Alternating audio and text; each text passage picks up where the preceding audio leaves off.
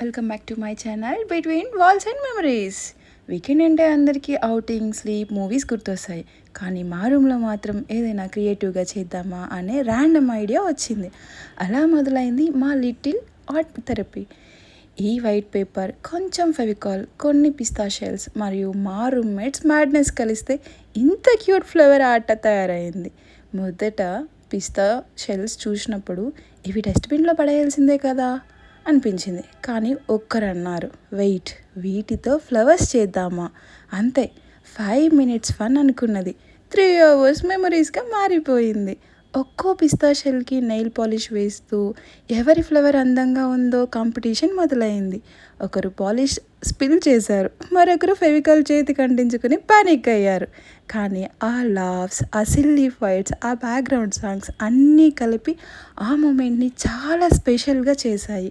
PG life చాలామంది అనుకుంటారు ఇంటికి దూరంగా ఉంటే లైఫ్ బోరింగ్ అయిపోతుంది అని.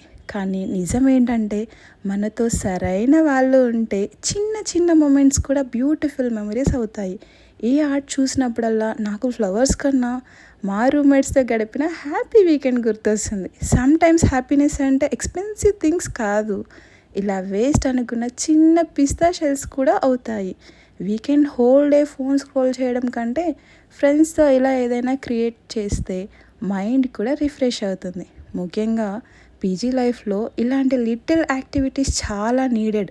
ఎందుకంటే స్ట్రెస్ మధ్యలో కూడా మన ఇన్నర్ చైల్డ్ని హ్యాపీగా ఉంచాలి. చివరికి ఆర్ట్ పర్ఫెక్ట్ అయిందా లేదా అనేది ఇంపార్టెంట్ కాదు ఇక్కడ, కానీ కలిసి స్పెండ్ చేసిన టైం మాత్రం ప్రైజ్లెస్. సో మీ ఫ్రెండ్స్ లేదా రూమ్మేట్స్తో మీరు కూడా ట్రై చేయండి. ఏదైనా సింపుల్ క్రాఫ్ట్ ఎనఫ్. కొంచెం క్రియేటివిటీ, చాలా లావ్స్ మరియు లైఫ్ టైం మెమరీస్. ఇలాంటి పీజీ మూమెంట్స్ ఇంకా చూడాలంటే లైక్, షేర్, సబ్స్క్రైబ్ చేసుకోండి.